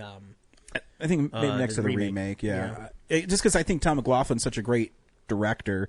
And if you look at his filmography, I mean, it's all over the place. I mean, he's got the start on the Dick Van Dyke Variety Show. Right. And so he kind of brings all that in, and you can tell that he's more competent than the porn director before him. Oh, yeah. Because the editor, you've read Crystal Lake Memories, he was the editor on Part 5, too. And he was actually an assistant editor for Spielberg on Jaws, Raiders, and he was offered the full-time editor on Friday the 13th Part 5, and he turned it down initially, and he told Spielberg about it, and Spielberg said, if someone offers you to be the editor, you take it. He said, you know, you can't... I don't think that's what he said was, dumb. No, he basically says you take it. You know, if you're offered as, instead of being an assistant editor, be the full-time editor. Yeah. He said a lot of people cut their teeth on horror films, and there's nothing wrong with it. It's a Paramount movie. And he said that... quote, unquote. Yeah. A negative pickup for him. Yeah. But he said it was night and day, where on the Part 5, which some people like, I don't know why, they're weird. But he said when he was editing the dailies that the director there was a scumbag, and he made it really uncomfortable for everybody. You mean Danny Steinem, the porn director? No. And God forbid. But Tom McLaughlin brought this like family atmosphere, you know, where everyone was having fun. And his is, I think there's maybe like 3 curse words in the whole movie. Yeah, it's pretty light on. There's no nudity. Mm-hmm. A lot of the violence is implied violence. He does have some cut scenes, like when there's a cop that gets his head smashed, that they cut down. But it's almost more terrifying when you don't see what happens. Yeah. The edited scene is he keeps on crushing it, and like boogers and shit fly out of his nose. On the one in the movie, Jason crushes his head until like blood splatters on Jason's mask, which looks pretty good. But yeah, it's well made for a Friday the 13th movie. If I had to guess, the only reason it got really an R rating was because it's Jason. Oh yeah, well I mean there's some pretty violent stuff in it, but I haven't seen it in a while, so. But you know it's definitely not like the other Friday the 13th for sure. Right. I mean the most graphic scene, and I think this is why he's so smart, is he doesn't really show you what happens. Right. There's a scene, so that lady he's stalking after she's done checking on the women. She goes back to her cabin, and like the wind blows the door shut, and it keeps on like slamming it. So she goes up to it and like checks it, and nothing happens. And then there's a beat, and then Jason just bursts through. So he's really cool at building tension. And Jason grabs her, throws her through the window, pulls her back in, and then the scene ends. When you go back and see the cabin room, there's blood everywhere and like skin and stuff all over the place. So you don't really. There's an Amber Alert or something on my phone. Yeah. They've been doing one all day. it's a really well made film, and he's a really smart man. I love listening to him talk. I also watched this movie called The Girl with All the Gifts, and it's cool. It's a horror film, right? Yeah, it's a horror film. It's a film that takes place in the future. It stars Gretel from Hansel and Gretel. Oh, Gemma Arterton. Yeah. Awesome. And in it, the adults... Is that movie on my top 10 movies of all of the time we've been podcasting? Tune in 2 weeks to find out. So it takes place in the future. It's in London. And it starts off really weird where these kids are like locked away in cells. And then the army guys come in, put them in wheelchairs, and they wheel them out to this classroom where they're being taught by Gemma what's the fucking last name? Gemma Arterton. Arterton. She's teaching them, and they really don't explain why the kids are strapped down. They bring them back, and then the next day she's teaching them again, but she's going off the lesson plan. She's teaching them like history, and she's supposed to be teaching them something else. And the sergeant comes in, and he gets all pissed off at her. He spits on his arm, and he starts rubbing it, and the kids start like turning into zombie kind of things where they attack people. So they're not even zombies. It's a plague that affects only children. Okay. So the adults can get infected by it, but it only is like children are born with it. Oh, okay. And it kind of veers into The Last of Us territory, where it's actually a fungus that infects people. And Glenn Close is in it as well. It's actually a really well done movie. I really enjoyed it. I mean, it's actually pretty scary. Cool. Because they follow the main character is this little girl, and she turns into a zombie every once in a while, or I guess whatever the fuck it is. Yeah. And eats things and eats people, and they have to try to find a way to keep these kids under control. It's pretty fascinating. Why is she special? Oh, the girl is because she's really smart. Oh, okay. So that's why she's the one with all the gifts, because she... I was going to ask, did she have all the gifts? So she... The thing with these kids is they're normal kids until they get like a trigger. So it could be a cat, it could be the smell of humans, and the humans wear this like block to keep the smell off of them. But there's also kids that run around London that are like stupid, and well, I guess stupid's the wrong word, is they don't know... they've never been taught anything, so basic primitive skills. society, yeah. Yeah. But she's really smart, and so she's special, I guess. Cool. But you should see it. It's really good. Awesome. It's really good. And the last thing I watched is Gulliver's Travels, which stars the beautiful Emily Blunt. Oh, I thought you were going to say the beautiful Jack Black. We all make choices in life, Ryan. And yeah. I don't even know what to think of this movie. It's a vehicle for Jack Black to be like kid-friendly Jack Black, but like Jack Black. but with really bad green screen and CGI, and I'm watching it and it's like cut all over the place. I'm like, this doesn't make any sense at all. And so I keep on, I'm watching it, and I just hit the display. It's only like an hour and 23 minutes long. Oh, I'm like, they had to have cut shitloads out of it. Merciful. But they anyway, have a good cast in it, though. No, the cast is amazing. I mean, besides Emily Blunt, Jason Segel's in it. T.J. Miller's in it. Amanda Peet is in it. I can't remember who. Catherine Tate is in it. Can't remember who played the villain, but that's Chris O'Dowd. That's right. Yeah, I mean, it's full of like great actors.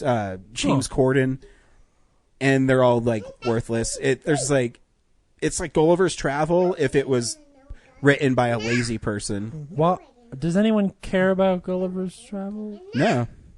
But the Bluntathon must go on. Yes. So I got past that, and she's in it, but she's not. How is she? Is she good? I mean, she's pretty. But she doesn't really do anything. She plays a princess in it, and so she's always like she reacts to everything. She her doesn't job really... is to be like, oh, he's a giant man. Yeah. But he's got a heart. Yeah. So she has to react. And it doesn't make any sense. So he goes there and he's like vanquishes their enemies because he's so big. And then all of a sudden there's like billboards like Times Square where it's like Gulliver's Origins, and it looks like X-Men Wolverine's origins. It's just stupid. And they build him a house really fast. and he has Rock Band there, but the Rock Band's put together by the Little People, so they're like Kiss. It's dumb. What? Yeah, it doesn't make any sense. And even like Jack Black, you're like, meh. Yep. I like Jack Black, but Yeah, I do too, but Man, High Fidelity is a great movie. yeah, Bernie's a good movie, guys. Yeah. Man, That Tropic is a- Thunder is a great movie. That is a fucking Cosby sweater. A Cosby sweater. That's how I like my Jack Black. Yeah. Good. Yep.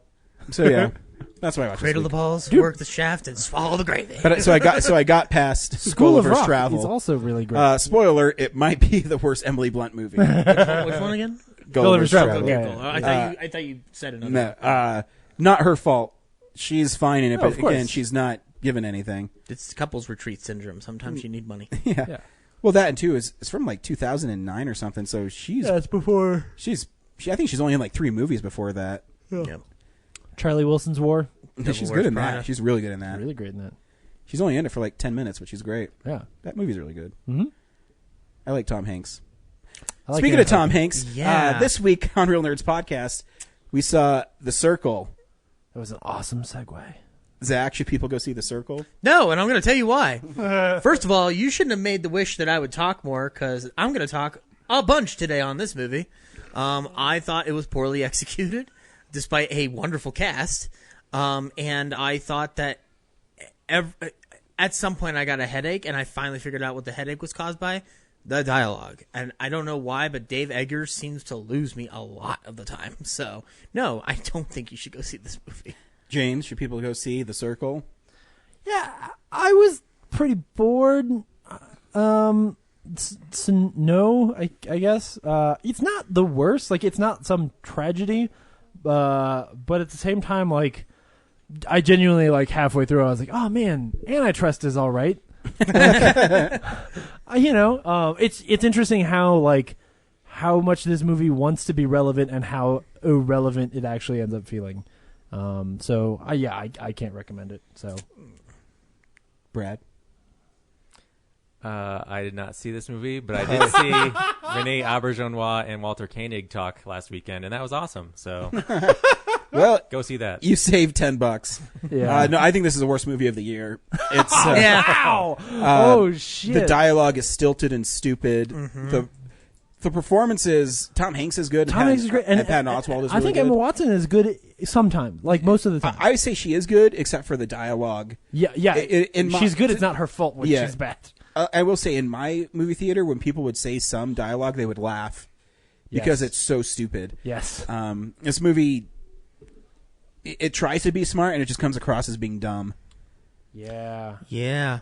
Here's a trailer for The Circle. I am a believer in the perfectibility of human beings. At The Circle, we can finally realize our potential.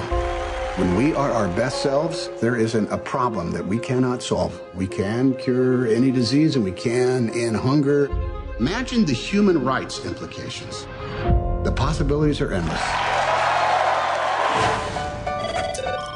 Your payment, it was for $78.13 and the bill was for $78.31. Thank you. You got the job at The Circle. Have a drink, have a good time, and stay excited. You're at The Circle. Hello, May. How are you? Jared here will be doing your training. When I first started, it took me a few weeks to really get the hang of it. Believe me, you're doing fine. You should come visit me at work sometime. You might think I was there to clean the toilets. Everyone really likes you. Your work's been exemplary, strong ratings, but your absence at several events. Sorry, my dad had an episode and I was home helping out. Is that related to his MS? I've been looking into your parents' situation, and I have an idea. So I was thinking it would make sense for May's folks to come on the Circle Health Plan. I want to say how much I value what you've done for my family. May, you're a valued part of The Circle. We care about everybody you care about. May's only been with us for a few months, but she has made quite an impression. So, May, do you think you behave better or worse when you are being watched? We have cameras in place all over the world right now. Watching you. We used to go on adventures, we used to have fun and see things, and now it's all filtered through this. Does this really seem okay to you? Watching you. I didn't create this. This is not what I had in mind. Watching you. Things at the Circle, they need to change. Everything recorded, seen, broadcast is stored and analyzed here. They can use it however they see fit, no matter what its cost. Knowing is good, but knowing everything is better. So, May, is there anything you want to tell us?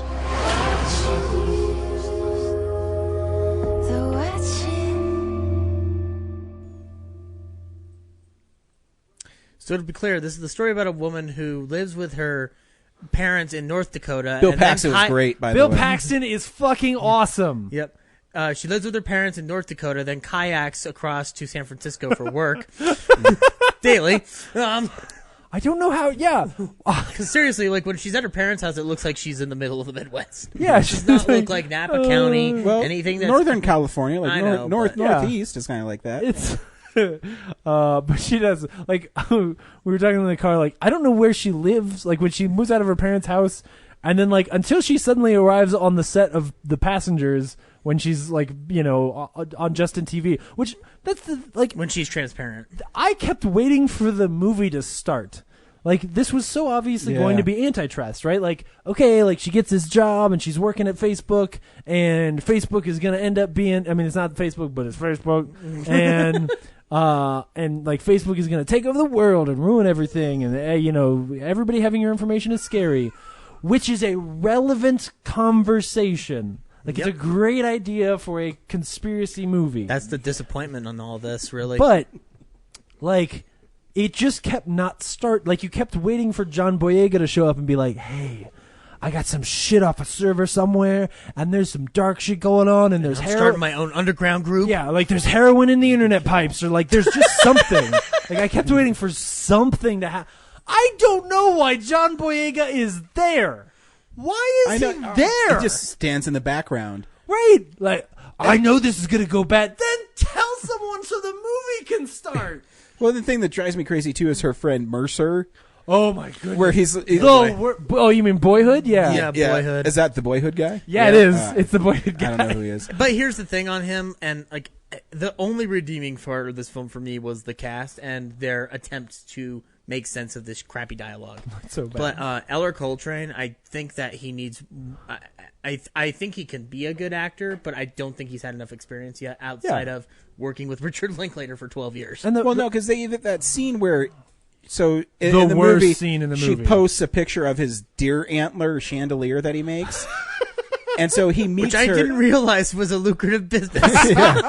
He's such an artist. It's the best chandelier ever. So he goes to her work He's saying so how good. because she posted that on the Circle, it made his life miserable. Mercer, People- go cut some wood, Mercer. Yeah. A line in the movie is Mercer, go cut some wood. But he's also saying people are going around saying I'm a deer killer. I don't kill deer. Why don't you kill more deer? Go kill more deer, Mercer. Call Mercer.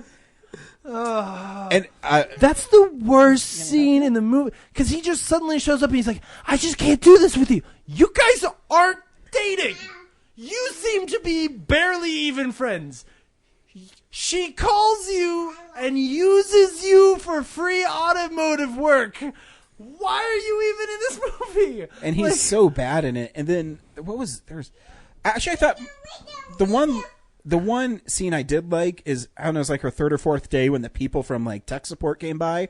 They said, "You're not connected." Oh yeah, that was creepy and weird. That was creepy and weird. And Yeah. cool. I was hoping they'd be like androids or something. Oh, yes. You know? And it just, the whole thing is just so ham-fisted and obnoxious. The dialogue is so stupid. Why is Patton Oswalt there? What does his character do? He's a CEO. COO. Yeah. Did you He's read the that cool- CNN like byline really quick? No, I saw it. Well, and then there's this whole subplot about He's like, there to also give a really good monologue for the first person is going to be transparent. Yeah. And right. So they do that, right, where they're like, oh, this congresswoman or whatever is going to be completely transparent, and you're like, oh, okay, here's where the movie's going, and then that has zero relevance because then the movie becomes Emma Watson becomes transparent, and then it's just Justin TV, which, just in case anyone doesn't know, happened 15 years ago.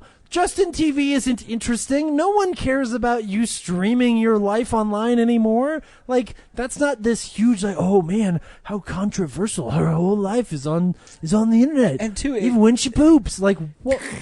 You're right. And so the Congresswoman's storyline begins and stops.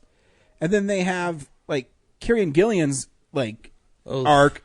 She's like this really important person, and all of a sudden she's like all haggard and can't she's do it just anymore. like having a mental breakdown, and you're like, oh, okay. But they didn't show her how she got there. Because you think like, oh, she learned whatever John Boyega's gonna reveal, and she's gonna That's learn where like, I thought it was going. oh, we're building spider slayers and we're gonna kill Spider-Man. Like whatever it is, you expect that someone knows something about this company. And that's going to be revealed, and Emma Watson is going to have to Ryan Phillippe this thing. Yeah. I really thought the ending was going to be, we built a Terminator. Yeah, like, just Skynet. Right, like, we turned it on, and now we know everything, and then there's a reason why that's bad. But, there's There's not. It's a moral lesson. But this is the thing. But a confusing one, because I don't know what the moral is. At the end of the movie... It's supposed to be dystopic. But it doesn't work. Is it? I think so, because that last shot where they're zooming out on everything being monitored by drones. But she's like revealing everything. She basically like posts their To me, it felt dystopic. personal emails, and so then like now there's drones everywhere. Because everybody's got to be held accountable, I guess. I don't know. The movie's message is... But that's in conflict with the, hey, if you know everything, then Boyhood's going to drive his truck off a bridge, which is the worst CG shot since the end of Air Force One. Like... it's so bad. And there was no such thing as CGI. Yeah, really. Right. Like, which, by the way, if you don't remember, go back and watch the last shot of Air Force One where Air Force One hits the water. Holy shit! You think it's from like you know a training documentary? Yeah.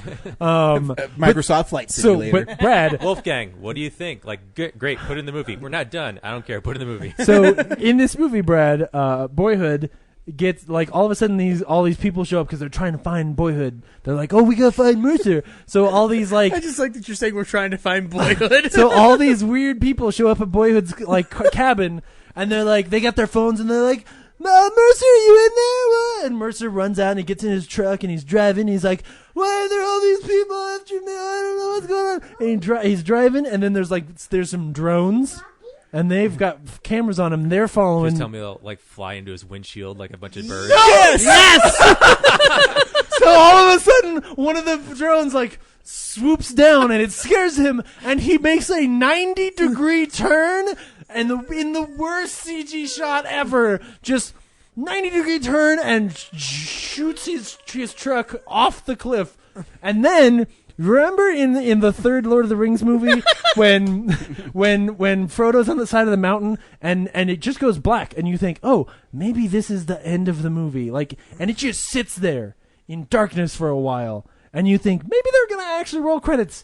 They do that where you just sit there and you're like, that wasn't that impactful that you earned like, you know, 4 or 5 he's a character seconds you don't care of about. Right. Go kill some deer, Mercer. Go kill some more deer. And I'm like, what is happening? He's trying to live off the grid. Yeah, like they all really want her to call Mercer because like they feel bad or whatever because like at some this point, is this person that makes her sad because they all follow her. Why don't these people have jobs? At some point, this movie was so boring to me that I started reading the actual text they were sending Emma Watson and hoping there was a story there. I did that. I was doing the same thing. I read all of I was so excited. Like to I want to know which one of these has a creeper crush on Emma Watson. Oh yeah, and they were there. I know. Yeah, they were. Like. Oh, she's cute, but my goodness. Yeah, but you're not a creeper. No, I'm just saying. Well, like, debatable, I guess. Anyway, holy shit! This Tom Hanks real good though. Oh yeah, he's good. I was like, 15 minutes in the movie. Yeah, but he like carries his 15. scenes. Because when he came in for the first scene, I'm like, oh, he's cool. Yeah, and then it's like 30 minutes. I'm like, where's Tom Hanks? I was like, where's the conflict? Yeah. When's she gonna find out her nice job just sucks? What happened to Star Wars? How Can come we talk about Star Wars? How come the super like rich John Boyega character drinks the shittiest white wine. Then he keeps in a bush. Is it Yellowtail or Cupcake? It's a cupcake. Okay, He's yeah. drinking shitty white cupcake wine. He keeps in a bush. That's not chilled. That's not how you serve shitty cupcake wine. He's trying to be ironic. My goodness. The guy can't spend $13 on a bottle of white wine? Sheesh. Or at least Coppola wine. Yeah, like... Coppola wine's expensive. It's also kind of shitty. I was pretty flabbergasted. And kind of frustrated because it was also pretty long. It felt so long. Especially like an hour and 40 minutes. Especially since the director of this film did The End of the Tour and The Spectacular Now. Oh. Those are good movies. Yeah, I know. They're very good movies. This movie's garbage. I don't know what happened. Unless it was possibly the company that made it. It's called EuropaCorp, and they are the homes of Luc Besson and Olivier Megaton, who never cease to piss me off. I know when you see trailers for Valerian, I'm like, that has flop written all over it. Yes. Yeah, it does. Not that I don't. I think it looks really interesting. Curious about it. But it's one of those movies that no way it's going to connect with people. Oh, and yeah. It looks way too expensive. Yes. It's the most expensive French film ever made. Yeah. So, yep. Yeah. Next week, we'll finally see something good. Awesome Mix Volume 2. Yeah. Guardians of the Galaxy.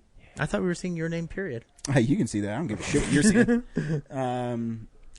It's obviously because they have so much faith in it, they've already put out reviews for it. It's getting good reviews. Yeah. So I expect nothing less from Marvel. And James Gunn. Man. I'd be more shocked when Wonder Woman's good. Yes. Yeah. Gal Gadot did reshoots when she was 5 months pregnant.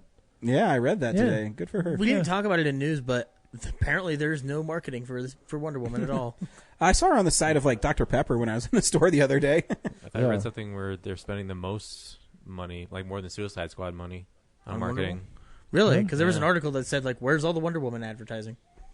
That sounds more like an opinion than... She is really pretty, though, man. I mean, I'm fine with them not marketing that much. The more they market it, the more I'm reminded about that movie. Again, all you got to do is play the Wonder Woman theme from the 70s under the trailer, and everybody will go. Is your wife excited? I really hope it's good. Wonder Yes, she is, but Laura likes Wonder Woman, has never read or knows anything about Wonder Woman. Yeah, she likes the iconography of it. Which I appreciate, but this is the opportunity for them to make a badass movie where people who really like the iconography of Wonder Woman could be like, oh man, I really love Wonder Woman in a Captain America style way. And I mean, she looks great. I think she looks like Wonder Woman. I really hope it's great. I'm just so afraid. We have it. We do know somebody who has seen it. Yeah, but he saw he did see a version. Agreed. But I saw the trailer, and man, she looks stupid. Why is Wonder Woman dumb? She's Anyway, an outsider. She's been civilization. She's fucking Crocodile Dundee. She's like, a door? I've never seen a door before. That is a trailer remix that needs to happen. Yeah. She's like, bidet? What's a bidet? Is it for cleaning my sword? Anyways, I'm excited for Guardians. Yeah, me too. If I have nothing else to do today, I might go get the soundtrack. Ooh, that's a good idea. I'm personally excited for Crocodile Dundee of the Mascara. Just saying. Box office gold, Warner Brothers, call me. What's Paul Logan doing? He needs to make another movie. You should No, he listen doesn't. to the How This Get Made of Crocodile Dundee in Los Angeles. Oh, I've you'll seen know it. exactly what's going on with him. It's great. Is it like a big spoiler? No. Oh, It's okay. just like... Because I probably could just go to people Wikipedia. behind the scenes talk some horror stories about working with him. So Yeah. He's an asshole? Yeah. Crocodile Dundee's an asshole? Fuck that guy. Yeah. You know, if you want to That see a was one of my real favorite good movies as a crocodile kid. movie, see the Crocodile Hunter movie. Collision Course? Collision Course. Yeah, no, it's great. It is. I love that movie. It was strange when I was a kid because I thought that Steve Irwin was going to have lines and dialogue, but they No, they built a movie around his TV show. Yeah, it was did. awesome. and weird scenes where he's doing stunts on top of a truck that's moving. It's like they took the deleted scenes from Kangaroo Jack and shaped them around an episode or two. Super of Crocodile charismatic Dundee. dude. Are you talking about greatest film ever made, Kangaroo Jack? I love Collision Course. Well, I love Crocodile Hunter. Yeah. But, Yeah. Oh, me too. but I think the movie's great. You know the first time you see Steve Irwin in the movie where he's going like woo. Yeah. My sister and I used to put that on 15-second repeat and just laugh our asses off. Cool fact about Steve Irwin: he didn't take salary for that movie. He donated all his salary to help preserve wildlife in Australia. Awesome. Yeah. What did Paul Hogan do? Probably blow. Blow Quite the who? indictment. Crikey. Yeah. Yep, see you next week. Yeah, see you. Do you guys want to hear my stories from Starfest? Oh, that's Yeah. right. Oh. Bonus segment. So. Wait, we haven't answered yet. Oh, Yeah. okay. Yeah. I'll Go wait. ahead. Go ahead, Brad. You ready? Yeah. So I went to watch Rene Auberjonois talk. He played Odo in Deep Space Nine. And I'm Dope. thinking, cool, I'm going to hear a bunch of stories about his time on Deep Space Nine. And it was mostly stories about him working on voicing Chef Louis in The Little Mermaid. Oh. Huh. So like all these little girls would come up and can you tell me about what it was like being in The Little Mermaid? And after too many of them, he finally decided, all right, and got up and then just sang the song that he sings. Oh. La poisson, la poisson. Yep, just like that. That's that was the fun. fish in French. And then the other one was Walter Koenig, who played Chekhov in the original Star Trek cast. He was talking. Someone asked him about. I've met him. I hosted his panel a few years ago. Oh, you did? Yeah, he's awesome. Yeah, he is. Did you get him to say nuclear vessel? No. No, I didn't want to be an asshole.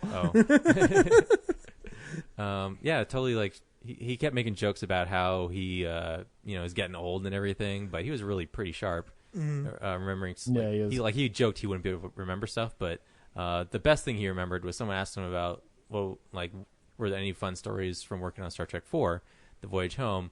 And he's like, my favorite one is, me, James Doohan, and George Takei are walking down the street in San Francisco. I think we're trying to find the transparent aluminum factory or whatever.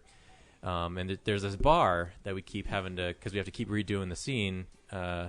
So we have to circle back, and we just keep crossing in front of this bar, and it's about 11 in the morning, and there's this old woman sitting at the bar just watching us through the window over and over again. And then finally on like the fourth or fifth take, George Takei walks by the window, and the lady's kind of like waving at him like, hey, how's it going?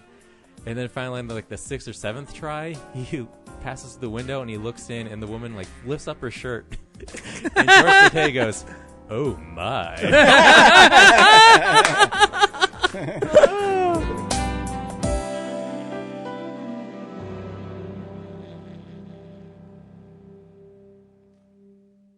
Real Nerds is a Nebulous Visions multimedia production. We would also like to thank Sparks Mandrill for our music. Additional music from Ben Sounds. Thank you to Alamo Drafthouse. Thank you to Colorado Coins, Cards, and Comics. And thank you for listening to the Real Nerds Podcast.